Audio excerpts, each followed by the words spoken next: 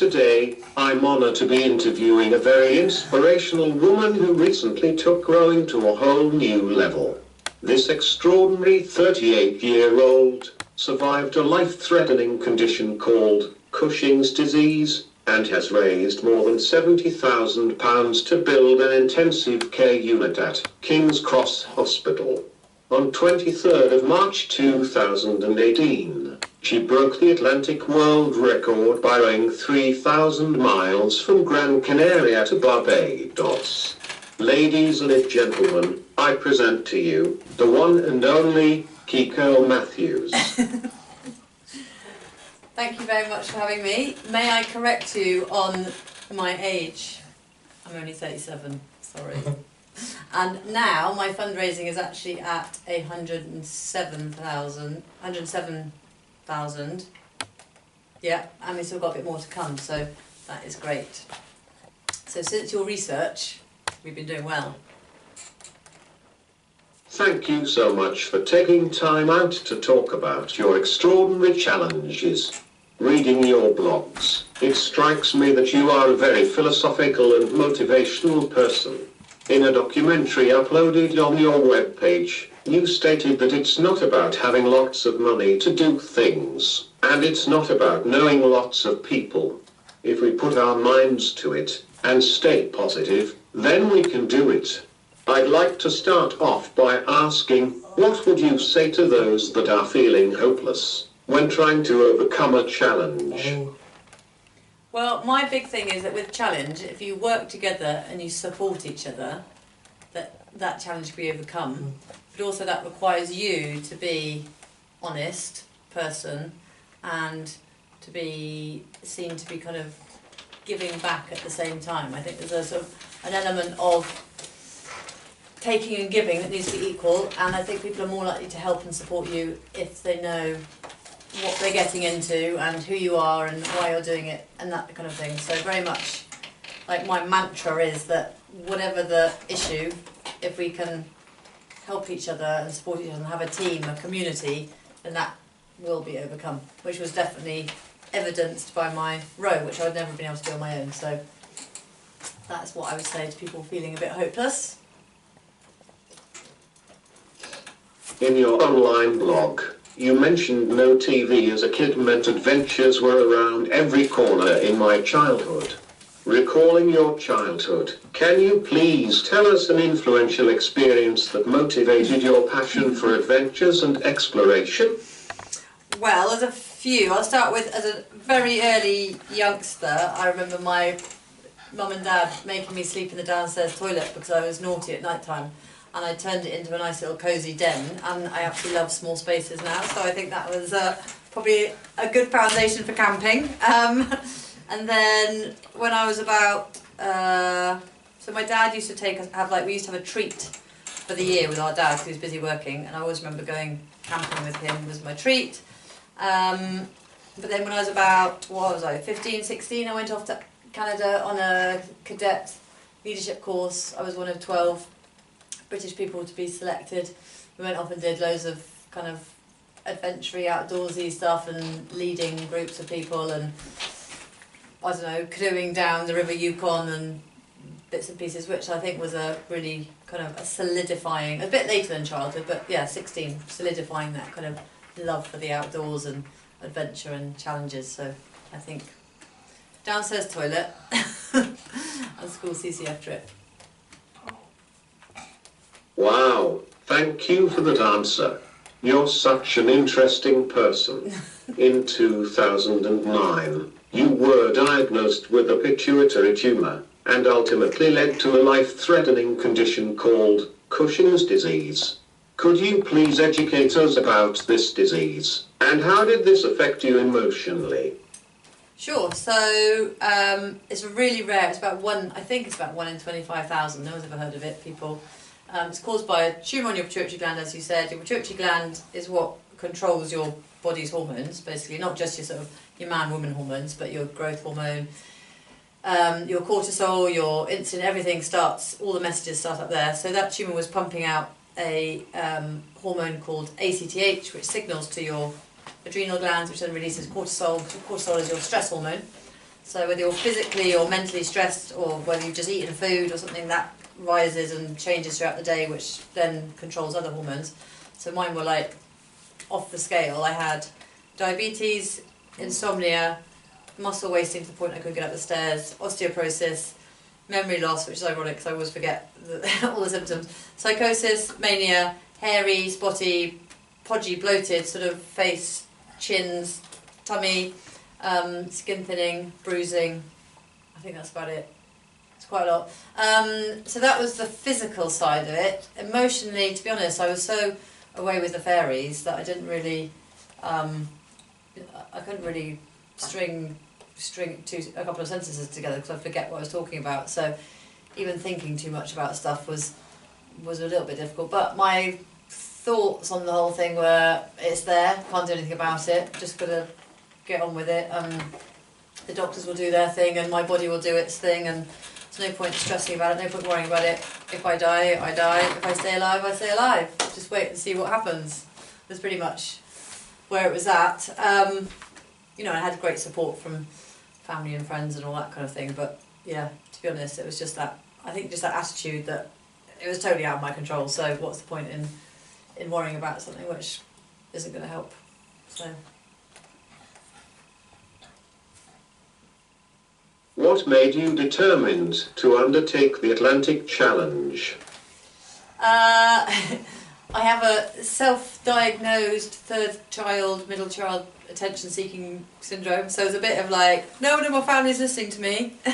What are you going to do? But I love a challenge. I think it's really important that we challenge ourselves, because I mean, I don't think you grow or develop if you don't continue to challenge yourself all the time. Getting stuck in a sort of rut I don't think is very healthy mentally or physically.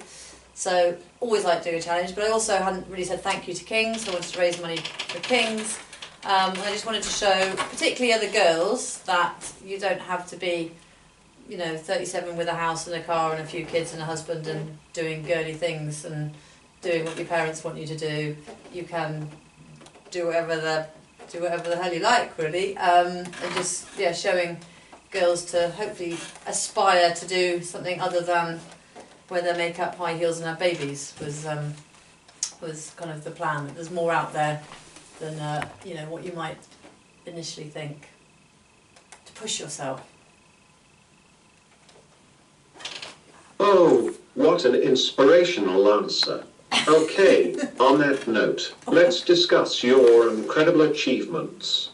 You successfully rowed 3,000 miles across the Atlantic, from Gran Canaria to Barbados. First of all, can you please tell us how or where did this passion for rowing develop? Oh, that's an interesting question. I would say the passion didn't exactly develop. The idea came, and then I learned how to row and learnt how to kind of go out to sea. But before I left from Gran Canaria, I'd never been past the Isle of Wight on a boat, so it was quite a new. I guess all of it was new. But the reason that the rowing happened was because I knew the man, Charlie Pitcher, who owns the boat that I used. I'd met him at an event a couple of years ago, so I kind of was aware and familiar with ocean rowing. So that is why the ocean rowing came about. And people will say, but like, why not do a challenge like most people do, like cycle somewhere or run somewhere or walk, whatever. And I just thought, well, if I get the boat in the water, all I've got to worry about is rowing, because you've got your food in there, you've got your water in there, you haven't got anyone who's going to rob you, you haven't got anyone who's going, you haven't got to get your visas, you haven't got to cross borders, you haven't got to, all that sort of stuff. I've got everything contained in my little boat, and if I could stay in that little contained boat and row, then it was going to be happy days. No sharks were going to eat my boat, by the way. Wow, that's so fascinating. Let's talk about how you've prepared your body physically for this amazing achievement. From watching the documentary on your webpage, we discovered that your training regime includes water rowing, circuits, cross-training with cycling, and running. This is simply just extraordinary, Kiko. Can you please elaborate on the preparation and what motivated your mind to set? Well, So let's start with what motivated me. I told the world that I was doing it, so I kind of had to. Once you tell enough people, that's how you've got to get on with it. I'm very lucky because I'm born nice and tall and strong, so that always helps situations. But yeah, and I'm really not very good at sticking to routines and plans. And I had a Olympic rower called Gwyn Batten who gave me a rowing, indoor rowing plan. Once I'd sort of completed the first 6 weeks, that was me done with the rowing plan. And cycling, I just used to cycle to meetings and events, and wherever I went I tried to use my bike as much as humanly possible. Obviously you have to kind of, you know, you can't be turn up sweaty to absolutely everything. The gym, I just fancied my personal trainer, so that was easy to go to the gym, always helps. And paddleboarding, so I do some paddleboarding because that's my kind of one of my passions. It's very good for the core, so that was a good bit of training. My training was actually, it might have looked like it was very rigorous, but I think it was more, I tried to make it enjoyable because it needed to be sustainable, so I needed to be able to do it for a year and a bit. So I really needed to mix it up, do it when I felt good, rather than kind of forcing myself into doing any of it. So I'd say it was a slightly unusual training plan. I think plan is probably not the word to be using. Training, I think it was, rather than plan. There was no plan. According to the Metric newspaper, it stated that you trained intensely on a daily basis for 7 months. You said, "I've proved it to myself that community and collaboration are sometimes the only way to achieve your dreams. Just like myself, you clearly believe that as human beings, we depend on others to keep us motivated with our goals. So Kiko, was there a person in particular who motivated you throughout this challenge?"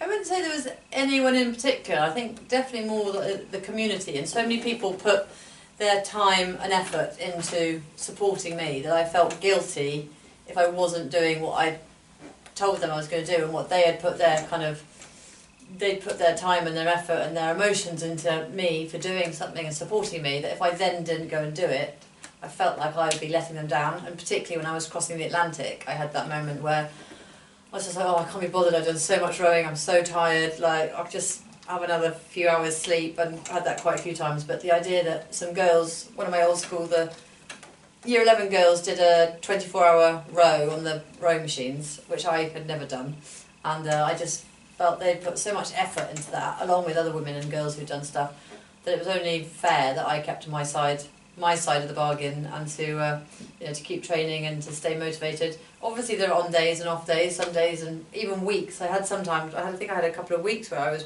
particularly demotivated, but I was always kind to myself. I was like, don't beat yourself up about this. Like, you're a normal human being, so just, it doesn't feel right. Drink some wine. Or cider. Oh wow, Kiko, may Allah bless them for supporting you. Yeah. Now, let's move on to something as interesting. Many people watching this interview must be wondering, how on earth were you able to eat whilst rowing across the Atlantic? In your interview with Lorraine, you stated no sitting down and having nice meals. So, can you tell us what you ate, and what type of food did you have to boost your energy for rowing? Okay, so I was advised to sort of make up daily packs of about 6,000 calories. I've no idea whether it was 6,000 because I just put some stuff together and was like, there's no way I can eat that in a day, so that must be enough. For about 2.5 weeks I really didn't want to eat anything. I think it was like the excitement and the adrenaline and the seasickness and the sitting on your tummy for so long, and just generally endurance sports, your body needs to adapt. So I took about 2.5 weeks to adapt. Main meals, I had this like dry food, which is actually really nice, and you're meant to add hot water and then it's cooked in about 15 minutes, but I'm such a Neanderthal that I just used to add cold water and wait for about 2 hours. So I had cold main meals for 49 days, delicious. Not spaghetti bolognese, also pasta bolognese, chili con carne, dal, spinach and rice, porcini mushroom risotto, spicy pork, noodles, posh pork and beans. So it's various sort of like big, high calorie meals. There's a video of me, and it's about, I'm eating some chili con carne, and it's 4 days old, and I'm like, this is 4 day, like 4 day old chili con carne. So the food side of things wasn't my hotspot. If I did it again, I would definitely change my food. Pork scratchings and a little tiny bit of chocolate, little bag of sweeties that I would treat myself to at about 5 o'clock in the afternoon. Peanuts, muesli for breakfast with dried fruit, which always used to spill in my bed, which used to do my head in because all the little seeds would get stuck to my poor bottom. I don't know over my body, I'd be like everywhere. Water out the water machine. I used to add sort of salt rehydration tablets, which was fine. I think next time I'd take some Ribena or something just to liven it up a bit. I definitely could have done with a bit more thought, I think, my food. It was a bit boring, I have to say. Came back with quite a flat stomach at the end. Good for dieting. Kiko, you are inspiring us all today. As we have already discussed your preparation and nutrition, let's talk about the encounters you've had during that experience. It is fair that many of us cannot imagine what it feels like to row across the world in isolation. In your interview with Lorraine, you mentioned I would stand on my boat, look around, and say this is insane. Kiko, how did your experience rowing alone for 50 days emotionally affect you? I think I was pretty happy. I'd say I was happy 90% of the time. I was just like, loved the fact that I'd got this opportunity to do what I was doing. I'd stand up and I'd stand up and I'd look around and be like, how on earth have I ended up in this tiny little boat on my own in the middle of nowhere? Where is everyone? There was like no one around. People closer to me in space apparently than there were on the Earth, which is pretty cool. So when no one was around, there was no physical person around, but again, that community I'd built, I kind of felt like those who were back around the world, essentially, actually, who were following me, they was kind of like a mental support, so it helped me not feel lonely. Then I had Angus, my weatherman, who I used to speak to every other day or so, and would give me weather reports. Sometimes he would get me just rambling to him because I hadn't spoken to anyone. Sometimes it'd be a bit more professional. Phoned my mum and dad a few times. That was painful, only because they were chatting away like it was like I was down the road. So I would just get all the local village news, which was always very interesting. And I think generally, like, loneliness is not really about having people around you. Loneliness, I think, is a deeper emotional feeling of insecurity, of not being able to survive, of not being wanted, of rejection, and all these other things, which essentially is not what I had when I was out there. I just didn't have any physical person there. All the other things were, you know, I knew how to survive, I got people supporting me and all the stuff, so loneliness wasn't exactly an issue. The 10% of the time I wasn't happy, it wasn't loneliness, it was just because I was fed up of salt water, rowing, sticky sheets, muesli on my bottom, and various other things that were just, you know, it just gets to you having to row for hours on end, and hours and more hours, so. Thank you so much for that incredible answer. An article on Sky News states how your encounters with certain sea creatures gave you an adrenaline rush. You said this huge white whale came right up to the surface. It was not a hallucination, I promise. I always say hello to my animals, in the hope they spoke a little human, but this beast had done all he wanted and dived back down. Can you please tell us about your appreciation for animals, and what were the highlights of your Atlantic challenge? So, just generally, I mean, I think animals are awesome and great. They're just so raw, and there's no. Am I allowed to swear? Is that a yes? There is animals. Yeah, they're not. Then there's no dishonesty. There's no bullshit. They just get on with it. And it was when I was out there with no humans and nothing. Every time I saw like fish or birds, I'd be like, "All right, mate, how you doing? Have a little chat," hoping they understood what I was saying. Saw some Saw 5 whales, of which one was this incredible white whale, which apparently there are only 4 or 5 in the world. Loads of dolphins who used to play, and then this one bird that followed me every day would come and visit me from day 2, I think, arrived and then left the penultimate day. My mum says it was my granny looking after me. I'm not 100% sure, but we'll go with that for mum. For mum. Sometimes my granddad would turn up as well, there were 2 of them. But yeah, so I can't remember the second bit the question, but the appreciation for, you know, the animals while I was out there was the only thing I was seeing. So I kind of like humanised them a little bit so that I could have at least some company. Oh wow! We can only imagine what that feels like. It must have been such an incredible moment. By the way, my father is from Barbados. When you reached your destination, did you have an opportunity to explore the island?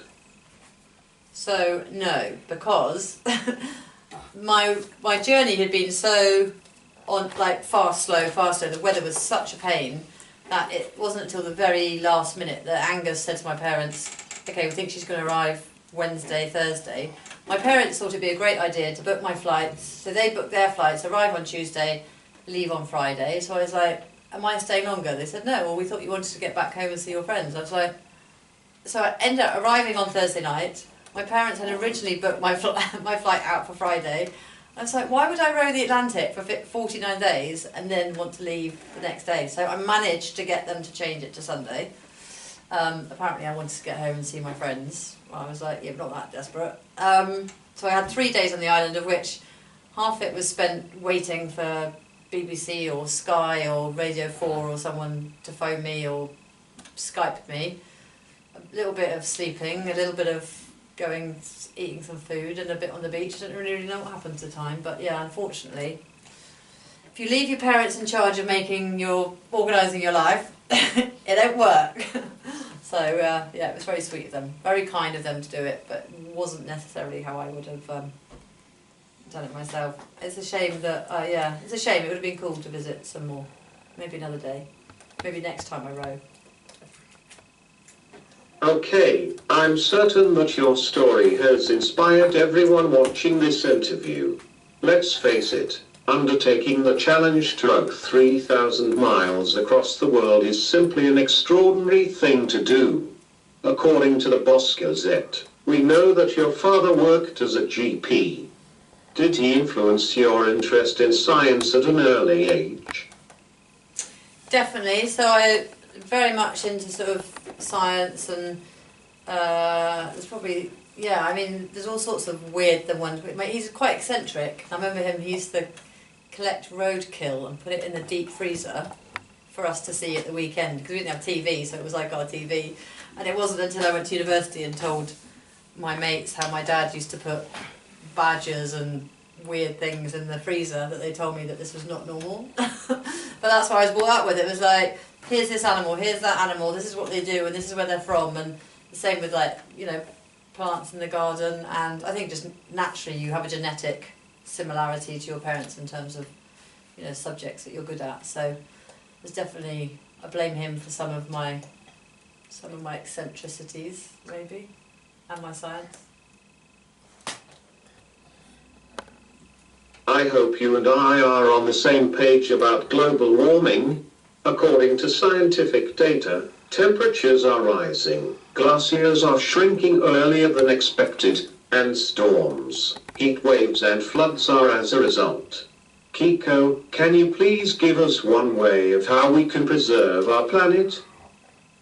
Just one. Oh my god, that's difficult. So, I mean, there's so many, depending on obviously your situation, where you live, etc. But I think... Three. Okay, 3. So, if we're going for global warming, 3. I would say just generally being more aware of the surroundings you're in. When you're more aware of who you are, who you're with, and the environment you're in, I think you become far more aware of your impact on the environment. So my big thing at the moment is plastic. So definitely, if you're more aware, you see it everywhere, whereas if you're not aware, it doesn't happen. But it's just, I think, consumption of stuff. So the amount of stuff that we buy to make us happy or to fulfill our lives, and just let's buy another item of clothing or let's buy another something or other. It's definitely something we don't need to be doing. And I get transport, if you can cycle, walk, all that sort of lights, having lights left on, using your water when you're brushing your teeth, leaving that on, you know, your electrics being left on and stuff like that obviously helps with CO2. I mean, there's so many things. Just leading a more simple life, I think, is probably the number one thing you could do to reduce our impact. Humans have a big impact. Big thing of mine. Good question.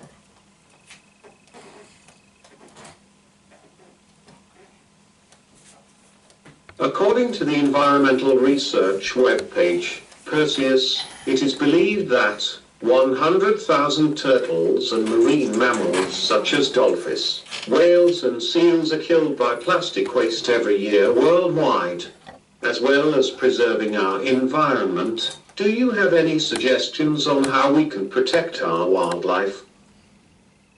Oh, well, there's again, it's all about our impact. So if we're talking about the oceans and our plastic use, there's, you know, multiple things that we can do. Not having plastic water bottles, not having cups from the coffee shops, the takeaway coffee cups, not using straws, earbuds, lollipop sticks, you know, reusing your plastic bags or not even using them in the first place, picking stuff in the shops that isn't full of plastic packaging, making your sandwiches before you go out rather than buying sandwiches, which is a good one because you save money at the same time.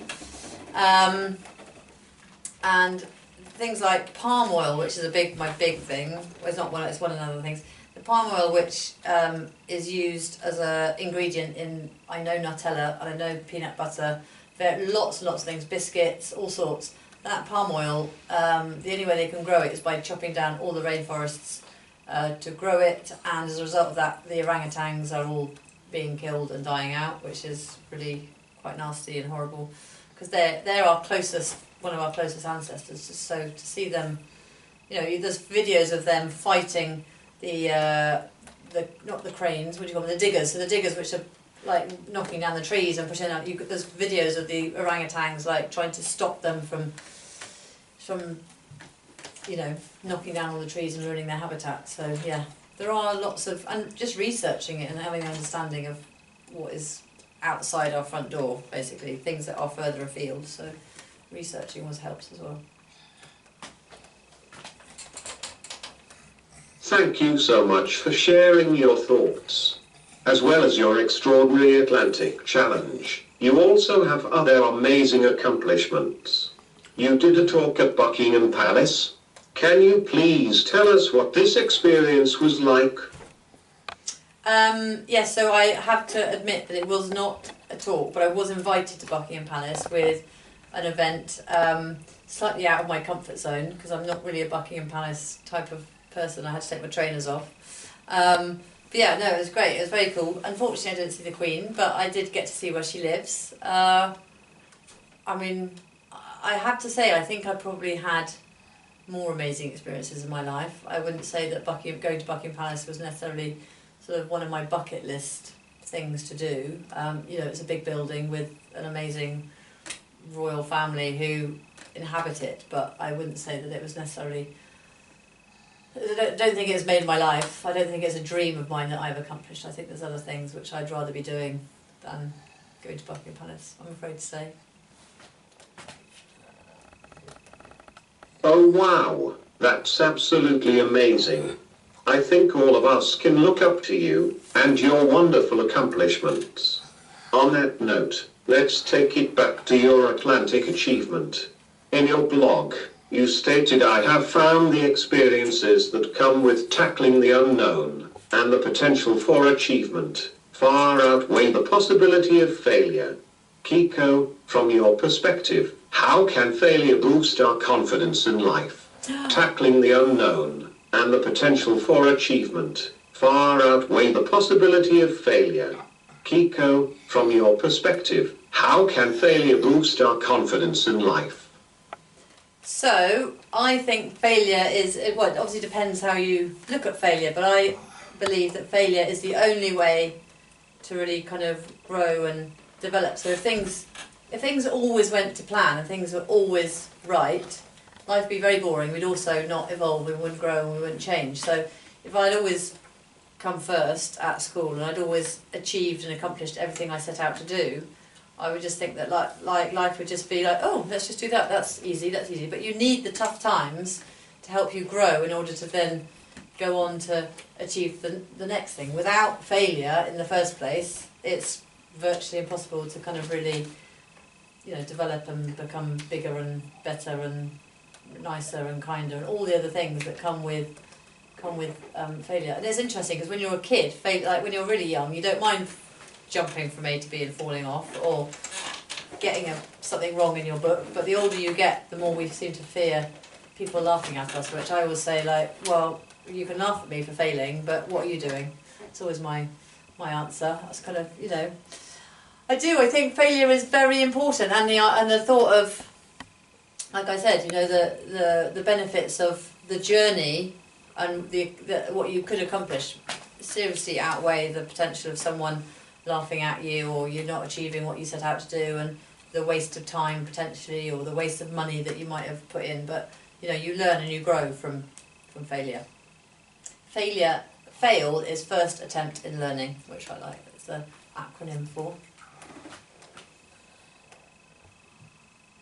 Sadly, we have nearly come to the end of this thought-provoking interview. You stated in a newspaper, "Through my actions, I want to inspire other people, especially women, to challenge themselves.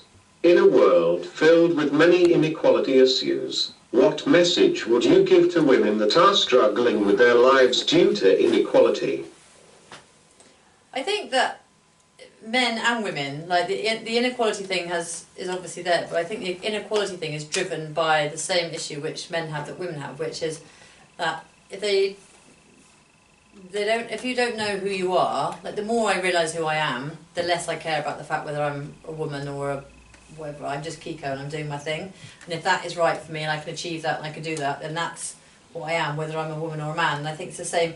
I think the male world is equally as difficult, because you might be a man who's actually really soft and thoughtful and caring and whatever, but you feel like you need to be this dominating, hardcore, strong achiever type, and actually you're not being true to who you are. And it's the same for women.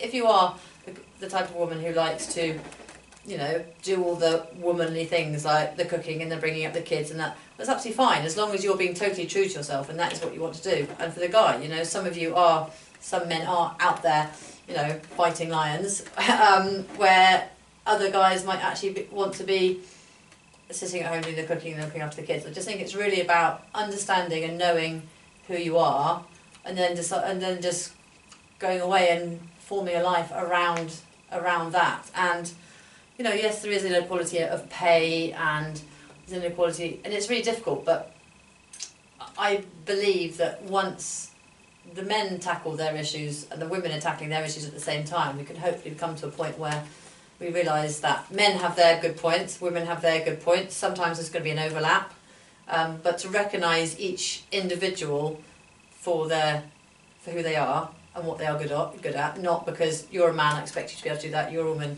you're going to be like that. It's kind of, we will pay you that amount because you are good at such and such and such and such, or etc.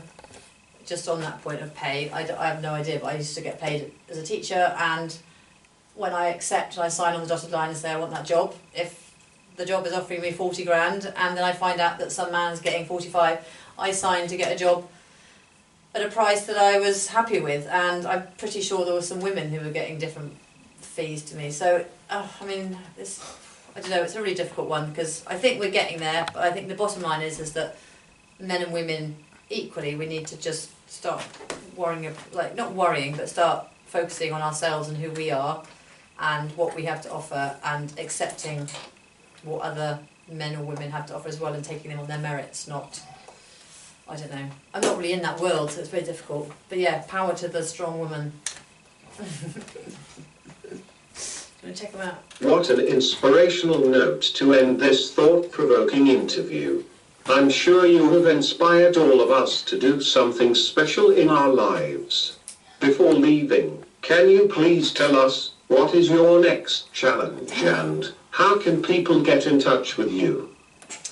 May I ask when this is being aired? Because then I can tell you whether I can tell you the challenge or not.